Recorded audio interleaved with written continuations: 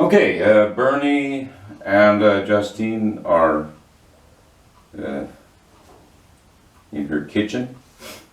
Justine's a generation older than Bernie, and she's a professor of philosophy at Western Washington University in Bellingham.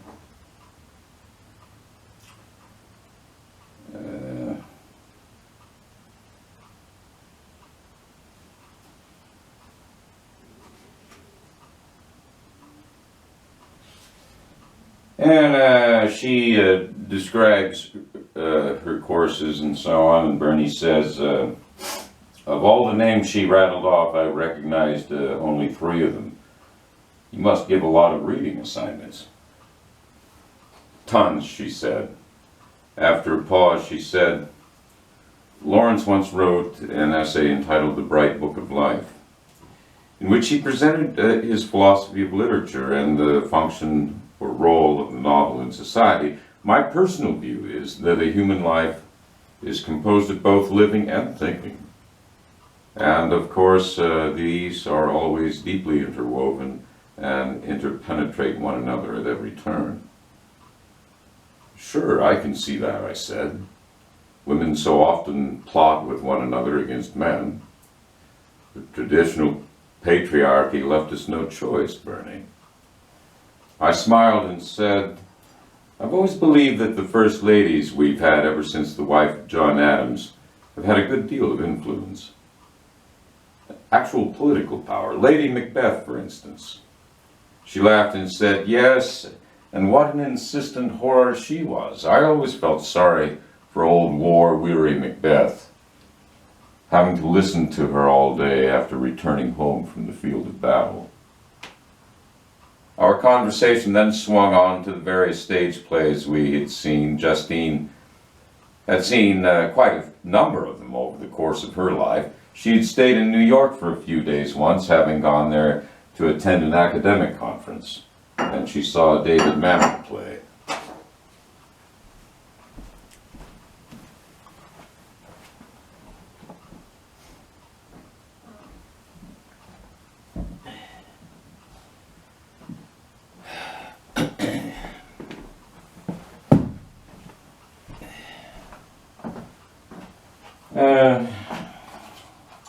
Then we talked about crime, various kinds of criminal acts some people commit, and how the police manage to apprehend a certain percentage of them. And then we both adopted the role of amateur criminologists and talked and speculated about the genesis and formation of a criminal mind. What set of circumstances during childhood and adolescence lend themselves to certain people adopting a life of crime? Soon I happened to mention how Europeans are far less censorious toward prostitution than how most of us Americans feel about it.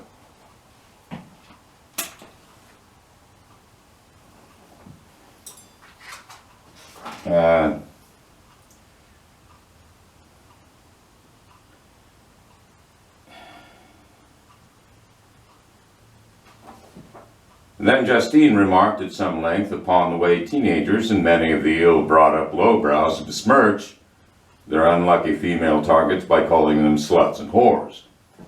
Morality or lip service to it, especially among politicians, is very much in the forefront of people's minds here in the United States. Just recall the Prohibition era and the campaign against alcohol, which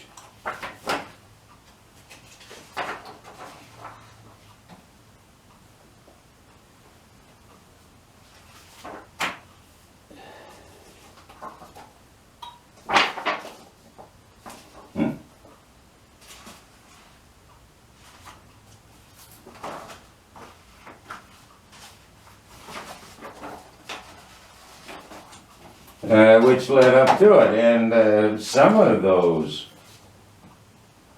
morally righteous women were sick to death of drunken men beating their wives or girlfriends. Why, they were quite fierce, Bernie, their leader and prime example being Carrie Nation. She would march into a saloon while carrying an axe and then start smashing bottles, the mirrors, chairs, the bar itself. I'm surprised, I said. Someone didn't try to assassinate the old battle axe. Well, she was hardly alone, Bernie. Her followers, mostly women, had become quite a marauding pack of crusaders. Chopping off the head of the snake wouldn't have done any good in this case. They were all powerfully motivated to stamp out drinking and force men to sober up. Oh, we're never going to see the day when moral crusaders stop coming out of the woodwork, I said. Oh, without question, Americans will always be stuck with them, she said. And after a short pause, she said, Bernie, could I interest you in staying for dinner? I looked into the green irises of her eyes and said, of course I'd like to stay for dinner, Justine. That'd be great.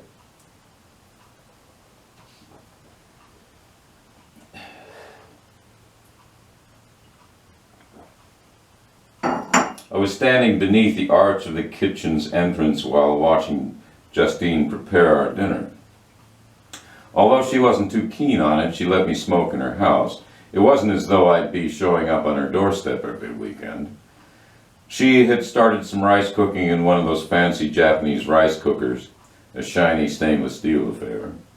And as I smoked with an ashtray in hand, we talked about one thing and another while she was washing and then slicing celery, green and red peppers, as well as mushrooms. And once that was done, this simple medley of vegetables now heaped in a bowl, she next went to work on a thick chunk of sirloin steak, cutting away one thin slice after another. We had paused in our conversation. Presently she said, I've just thought up a theory concerning the brain's transmission of information into the mind, Bernie. Would you care to hear about it?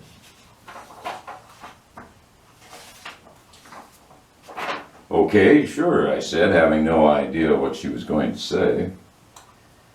Now, this possibility may have already been suggested by physiologists and cognitive scientists, but here it is nonetheless. Electrobiochemical waves within the brain underway continuously. Oh, wait a minute, Justine. Now, don't those electroencephalograms read electromagnetic waves that our brains produce all the time? Exactly, Bernie, but you see, what produces this energy in its specific form and frequency? And that would be its biochemical substrate. Once a human being is born, that individual is immersed in language, and as everyone knows, a young child's acquisition of language is astonishingly quick, no matter what language is being spoken. Children raised from a young age in a foreign country are typically bilingual practically from the get-go. Well, my theory is that these linguistic patterns and the very words themselves which compose them all have a biochemical substrate which not only contains but in itself is this word or that expression. But how do you ever prove such a thing? I haven't the least idea, she said. After we'd finished dinner, I dove into the task of washing the dishes while Justine dried them, along with a stainless steel frying pan and a pair of serving bowls. At one point, she paused with a plate and dish towel in hand as she watched me dispatch yet another plate or utensil to the drying rack. My God, Bertie, your hands are simply a blur. How did you ever come to move about so quickly like that?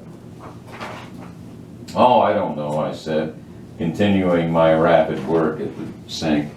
I've always tried to finish all these daily little monotonous jobs as fast as possible, simply to get them out of the way.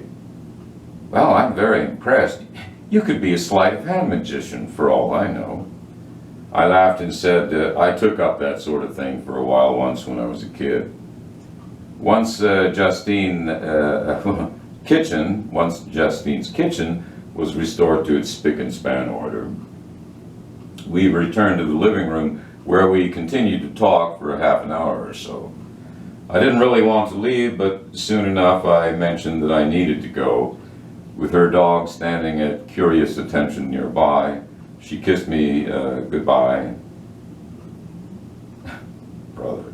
With her dog standing at curious attention nearby, she kissed me goodbye at the door and I stepped out into the night, starless and moonless, what with all the rain clouds up there which had been moving across the sky throughout the day. I got into my car and started the engine, having fastened myself in with the car's seatbelt. I paused for a moment, then I backed the car around and drove back out to the highway. I drove back into Bellingham and returned to the motel where I booked a room, this place not far from the university. Because of the cannabis Justine and I had smoked earlier, I didn't feel the least tired, my imagination having been aroused. And so I went into the hotel's bar for a nightcap.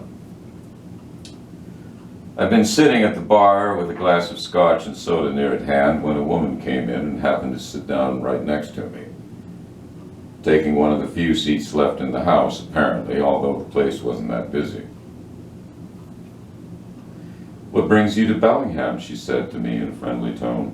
"I'm here for an alumni meeting at the university." She was a nice-looking woman, around 35, I'd say, and she had very dark brown hair and looked vaguely Hispanic. "I drove up here to see an old friend. Today is her 61st birthday." "How sweet of you. Did you share a piece of birthday cake with her?" No, she never got around to baking one." "So what's your alumni conference involved? Athletic recruiting plans?" "Oh, nothing quite as crass as that. The continual funding of the various scholarships that bring the lucky few onto the campus." "Something more elaborate than a bake sale, I expect." "Oh, absolutely," she said, "of course." Then she began to tell me about some of the particulars. Later on, after we'd gotten better acquainted, she laid her hand on my forearm and suggested we continue our conversation in her room. Naturally, I was very pleased by this unexpected prospect, telling her what a fine idea that sounded like to me. And we left the bar as a merry couple, and soon I found myself not only in her room, but in her bed. Judging by her croonings and expostulations, I must have made her happy for a relatively short period of time. The next morning I set off on my return trip to Seattle around 11 o'clock. You might think I would have been in a rather jolly mood, but that was not the case. Having consumed quite a bit more liquor the previous night than I ordinarily permitted myself, I had been afflicted with the usual symptoms of a hangover. After about an hour on the road, I pulled off the freeway just on the south side of Everett and drove into the parking lot of some sprawling truck stop and went inside. After I emerged much relieved from the restroom, I walked into a large restaurant and found a place at the counter. While eating some eggs and hash browns, I glanced up as a large beefy fellow sporting a tractor cap advertising Cenex, the fertilizer company, sat down on a stool next to mine. He glanced at me with a scowl, and when a lady soon appeared to ask if he wanted coffee, he grumbled, yeah, he would, and proceeded to tell her what he wanted for breakfast. "I'd like you to bring me 3 eggs over easy, hash browns, 3 strips of bacon, and a slice of ham."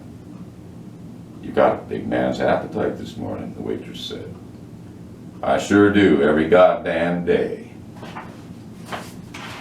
She gave him a false, mechanical, what I would even say was a sarcastic smile and spun away. "I don't think she likes me," he said, leaning toward me in a conspiratorial way. "I wouldn't know," I said in a dismissive tone, which may have irritated him because he then said, "You got a problem, buddy." At this, I turned to him, looked him into his face, and said, "I sure do, son.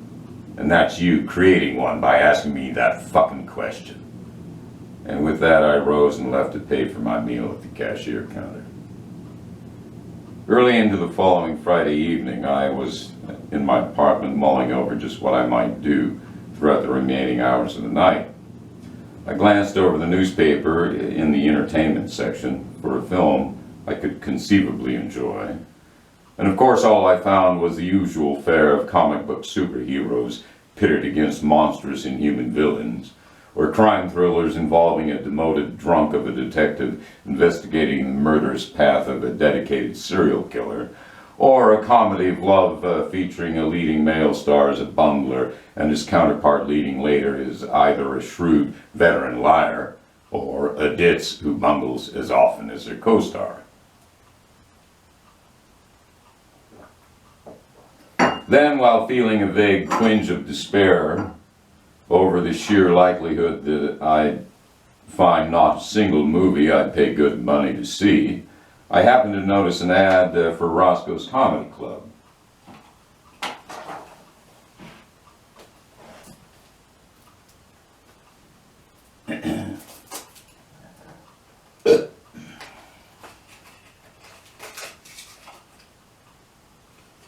Admitting to myself that I could do with a few laughs, I decided to go there.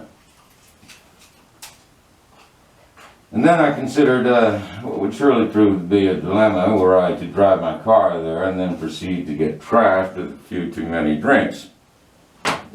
It was obvious to me that I'd begun to drink far more than was good for me once again the other night in Bellingham. So I decided to call the taxi company since I don't trust and have never employed an Uber driver.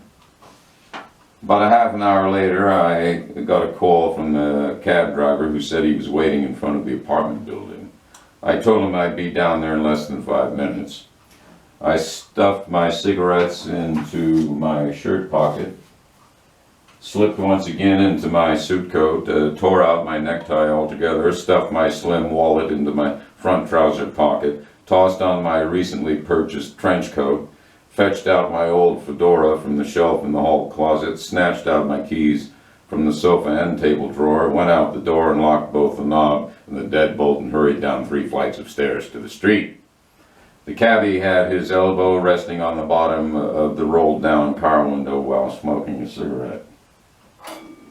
I walked up to the car and said, "Hi, I'm Bernie Youngers, the guy who called for the cab." "Oh, sure," he said, "hop in. I've still got a bunch of junk in the back seat my previous fare wanted me to dump in the trash for him. A bit of biohazardous waste is my guess, so you'll need to sit in the front."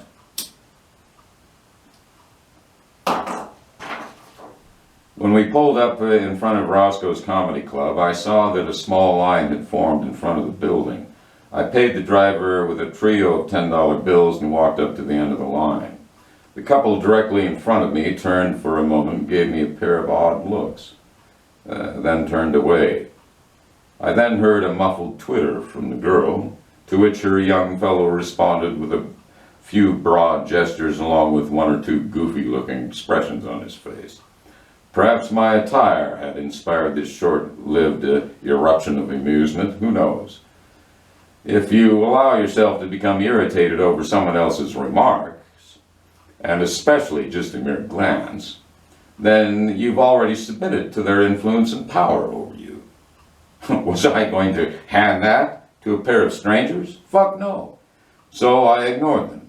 And when a moment later the guy turned toward me and glanced away from my eyes a tad upward to my hat, I gave him a look of hard, uncompromising contempt, which left the lad little doubt that I would not hesitate to kick his ass if he insulted me. In fact, I despised discourteous people in general. Prudently, he turned away again and conferred sotto voce with his girlfriend.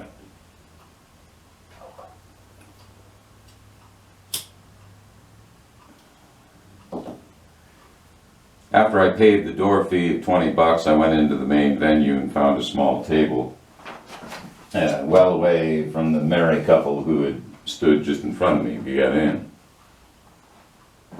About 10 minutes went by while I occasionally took a sip from my first drink of the night as I discreetly surveyed the crowd, the way I imagine a private investigator on a stakeout would do as he awaited his target to show up. Then the host bounded onto the stage with a portable mic in hand and began to prep the crowd for this evening of entertainment in store for everyone out there in this diverse Seattle audience of ours, as he put it.